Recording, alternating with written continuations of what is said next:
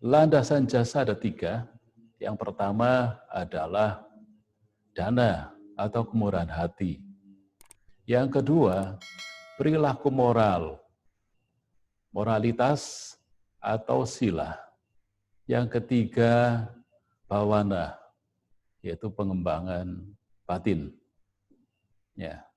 Saudara-saudara, kalau kita membaca kitab suci agama Buddha Tipitaka, dalam Sutta Pitaka, Samyutta Nikaya itu banyak sekali dipertanyakan oleh para dewa kepada Guru Agung Sang Buddha mengenai hal-hal yang sebenarnya sederhana, seperti halnya pentingnya berdana dan manfaatnya berdana. Karena itu, ya kita sangat perlu sekali untuk mengetahui pula para dewa saja ya di alam dewata itu ingin bertanya dan banyak bertanya tentang perihal dana. Ya, karena dana ini sangat penting sekali bagi manfaat diri sendiri.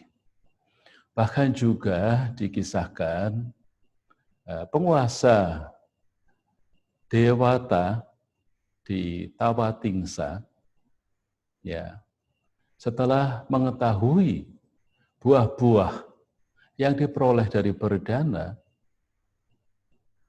maka Saka ini turun ke dunia sampai-sampai dia harus ya memperlihatkan sesosok bukan dirinya sebagai seorang dewa penguasa di alam sorga Tawatingsa, tapi bisa berwujud berupa satu ketika ya ingin berdana kepada Bante Kasapatera, dia harus mengubah bentuk ya menjadi seorang nenek-nenek tua.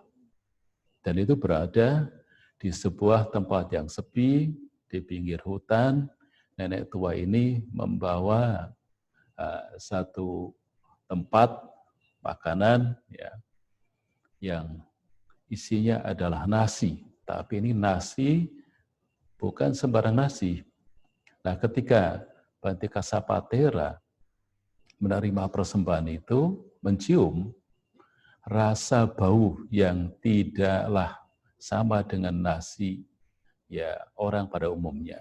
Maka Bante Kasapatera lalu kemudian ya mencurigai bahwa ini bukanlah manusia biasa. Kemudian menanyakan, "Wahai engkau siapa?"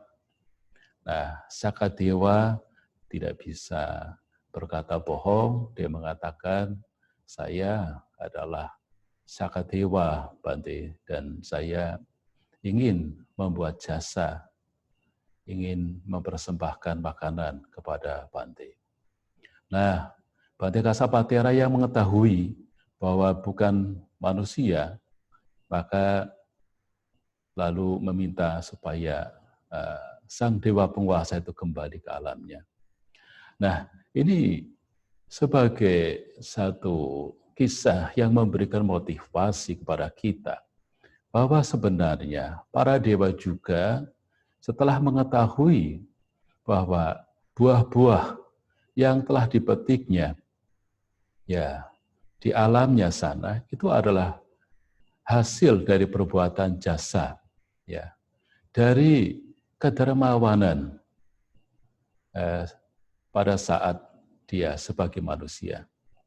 Karena itu juga para dewa memuji bagi upasaka dan upasika yang memiliki kedermawanan. Mereka memiliki kemurahan hati dan membuang kekikiran, pelit, dan mencerca orang lain yang berbuat baik. Orang bijaksana tentunya ya akan menghindari pikiran yang dikotori oleh kekikiran.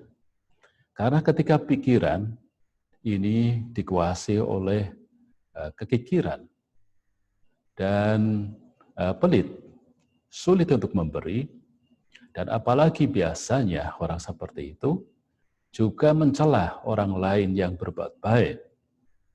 Nah, orang seperti ini tentunya ya dia akan hidupnya menderita karena dia dikuasai oleh noda batinnya, kemelekatan terhadap apa yang dia miliki.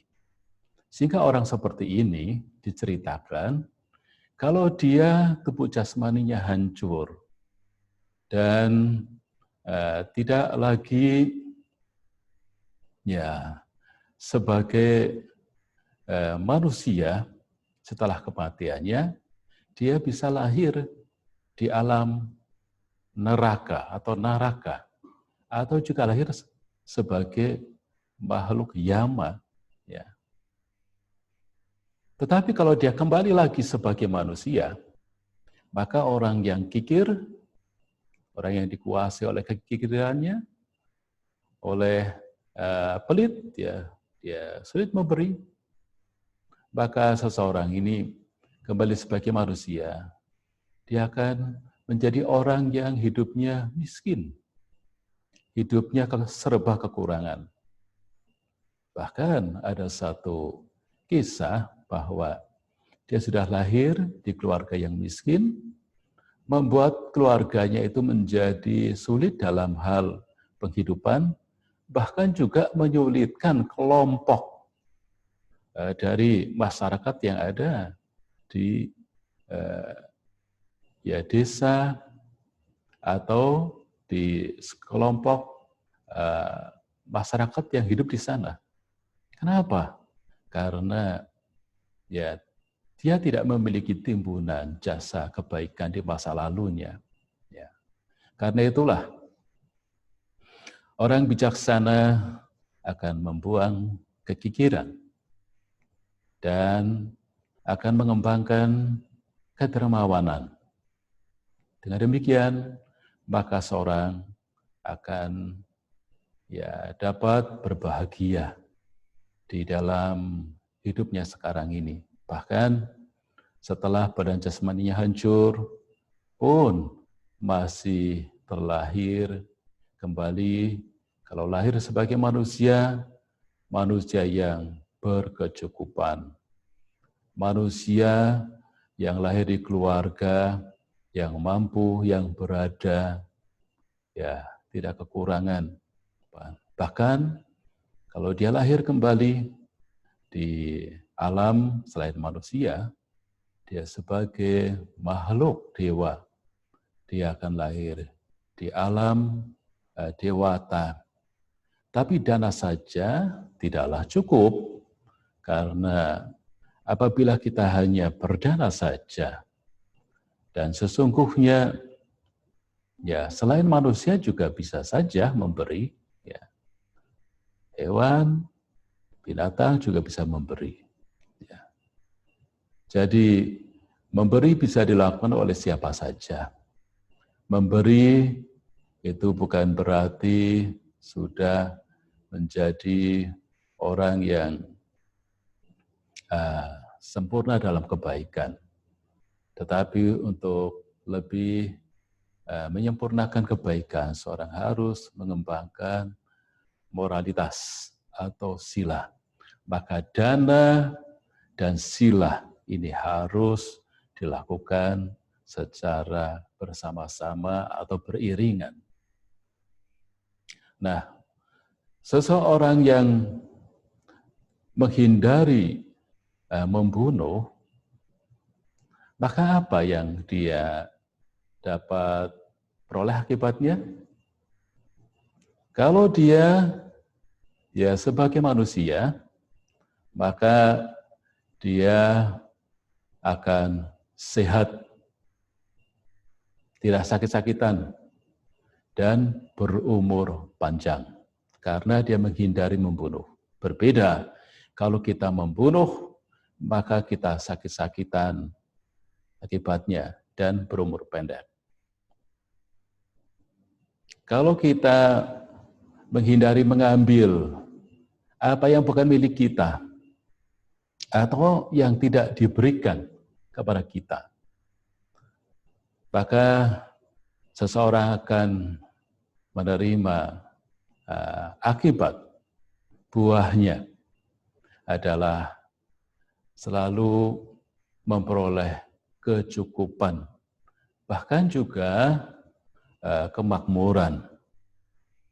Harta yang dimiliki akan berkembang, dan harta yang ada tidak hilang atau berkurang, diambil atau ditipu oleh siapa saja. Ya, makanya jangan kemudian heran kalau kita pernah ya ditipu, barangnya hilang, berkurang, itu sebenarnya kita sedang menerima akibat dari perbuatan kita sendiri. Nah, dan seseorang yang ya tidak mengambil milik orang lain, maka akan ya aman, harta yang dimilikinya akan berkembang dan tidak akan mengalami musibah. Ya, seperti misalnya ya selain tadi juga karena banjir, ya bencana alam atau kebakaran, macam-macam. Apa yang kita dapatkan kalau seorang puas dengan pasangannya, istrinya, ya, dan tidak melakukan perbuatan yang ya membuat orang lain itu dirugikan, ya. Ya, seorang itu akan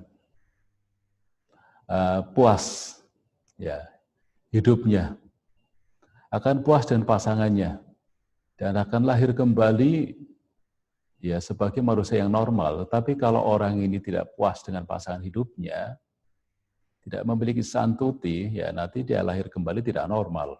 Dengan menghindari ya kebohongan, maka seseorang itu akan mendapatkan kepercayaan, dipercaya. Bagaimana kalau orang dipercaya? Tentunya seseorang akan ya memiliki saudara, sahabat yang banyak, dan saudara sahabat itu kan dikatakan sebagai harta yang terbaik ya, karena dengan memiliki saudara ternyata ya seseorang yang jatuh bisa bangun lagi, bisa bangkit karena memiliki saudara sehingga dibantu, ditolong sehingga dia bisa berhasil. Dengan ya tidak memiliki kebiasaan minuman keras, obat-obatan terlarang dan lain-lain, ya. Menghindari hal itu, ya, maka seorang kesadarannya akan baik, kesadarannya tidak lemah, akan bisa menjaga kesadarannya, dengan sendirinya akan menjaga pikirannya. Nah, tetapi kalau seorang ya punya kebiasaan buruk, ya minum, mabuk-mabukan, ya obat-obatan, ya lemahnya kesadaran, ya akan merusak mental dan merusak fisik.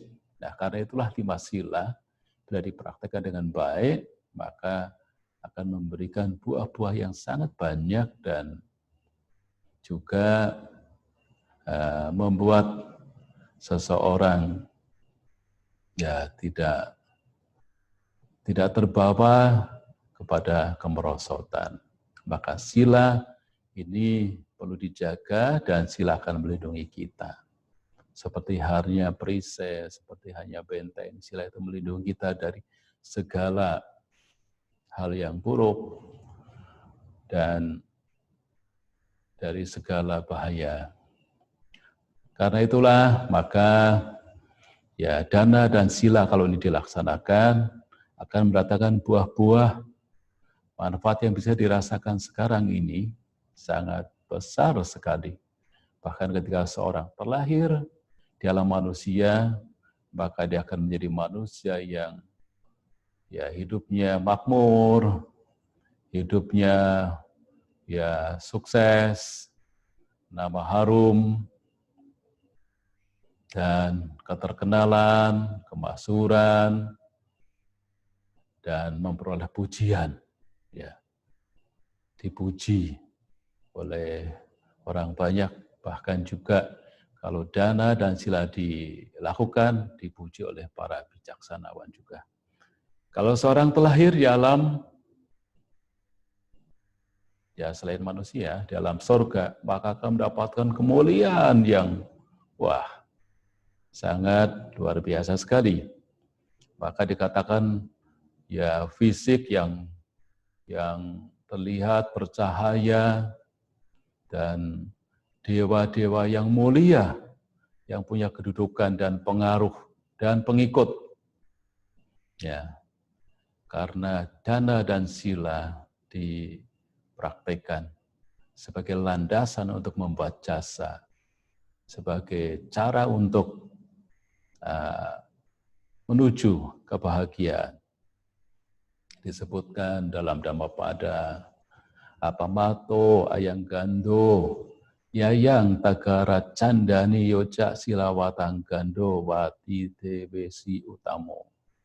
Ya. Apamato ayang gando, tidak seberapa harumnya ya, bunga candana. Yayang tagara candani, kayu bunga tagara, kayu candana melati hutan. Tapi seorang yang memiliki sila watang gando, wati dewesi utama, akan membumbung, akan sampai di alam surga. Jadi benar. Jadi apa yang dikatakan, dinyatakan bahwa orang yang mempraktikkan dana dan sila, ini akan terlahir, ya kalau di alam surga, alam surga yang ya sangat membahagiakan dan mulia sekali di sana. Tetapi bagaimanapun alam surga ini juga di sana masih bukan alam yang ya kekal. Di alam surga juga bisa turun lagi apabila kebajikan dari buah-buahnya, dari jasa-jasanya ini juga habis. Bisa turun lagi. Di alam surga yang lebih rendah, itu akan turun ke surga yang lebih rendah, atau bahkan turun lagi ke alam manusia, bahkan juga lahir lagi ke alam yang menderita, ya alam apa ya. Sekalipun terlahir di alam Brahma, ya di alam Brahma, makhluk-makhluk Brahma itu ya tidak hanya mempraktikkan dana dan sila, tetapi juga bawana. Sering kita mendengarkan Brahma Sahampati. Nah, makhluk Brahma Sahampati ini yang lahir di alam Brahma, yang dalam kisah zaman Sang Buddha dan ditulis dalam suta, dan kerap turun juga di hutan milik Anathapindika, ya hutan Ceta, di Cetawana, ya di beberapa tempat Brahma Sahampati turun berdialog pada Sang Buddha. Nah, Brahma Sahampati ini adalah makhluk Brahma yang lebih tinggi dari Dewa Saka yang tinggal di Tawatingsa. Nah, makhluk Brahma ini itu mulia karena dia itu memiliki kemurahan hati, ya, tapi juga taat aturan pada aturan-aturan moral dan memuji dan menghormat para samana, para pertapa. Maka dengan Sang Buddha, Brahma Sampati sangat menghormat sekali. Kepada Sangha sangat menghormat sekali. Jadi, ya dijelaskan ya dalam Dewata Samyutta itu, para dewa itu ya sangat menghormati Buddha, Dhamma, dan Sangha. Karena apa? Karena melihat manfaat yang didapatkan dari kebajikan, dari jasa-jasa itu. Nah, para Brahma ini kenapa lahir di alam sana? Selain karena kemurahan hatinya, karena perilaku moral, juga karena bawana, karena pengembangan batin. Di mana dia mengembangkan batinnya dan sering merenungkan 4 Brahma Vihara, 4 kediaman yang luhur, yaitu mengembangkan cinta kasih, kasih sayang, simpatik, dan keseimbangan batin. Metta, mudita, dan upeka. Karena mempraktikkan itu sehingga ketika dia meninggal, ya jasa yang dia miliki mengantarkan dia lahir di alam Brahma. Jadi para makhluk Brahma dan para dewa itu pun hidupnya tidak abadi dan tidak selamanya. Nah, Bapak dan Ibu saudara sekalian, tapi yang menarik bahwa ternyata makhluk-makhluk alam dewa, mereka juga memahami bagaimana berdana yang benar, berdana dengan keyakinan. Mereka memiliki keyakinan kepada Sang Buddha, mereka memiliki keyakinan kepada Dhamma, mereka memiliki keyakinan kepada Sangha, sehingga manfaat dari kebajikan, dari berdana, dan menjalankan sila, apalagi mereka juga mengenal dan melatih bawana, maka akan membuat ya mereka akan lebih lama tinggal di alam-alam bahagia. Karena jasa kebaikan mereka tetap lakukan, sekalipun sebenarnya makhluk-makhluk di alam bahagia tidak gampang, tidak mudah untuk melakukan kebajikan. Kalau dia benar-benar tidak ya mengetahui dan mengingat kenapa dia dilahirkan di sana, dan dia tidak berpikir secara benar, mereka hanya bersenang-senang saja, hanya menikmati buah-buah daripada timbunan jasa kebajikannya yang lampau. Tetapi kalau dia mengingat dari apa perbuatan jasa yang dia lakukan, dia ingin melakukan jasa-jasa kebajikan, tetapi itu ya hal mana tidak mudah dilakukan. Barangkali persis sama seperti di alam manusia juga. Banyak orang kaya, banyak orang yang sangat berkelebihan materi. Tapi seberapa banyak sih orang-orang kaya yang juga ya setelah dia menikmati kekayaannya, ya dia menikmati kenikmatan, kesenangan indriawinya untuk mendapatkan hal-hal apa, dia itu sangat mudah, ya. Tetapi ya mereka sedikit yang memahami bahwa itu semua yang didapatkan sekarang itu adalah dari buah-buah jasa-jasa sebelumnya.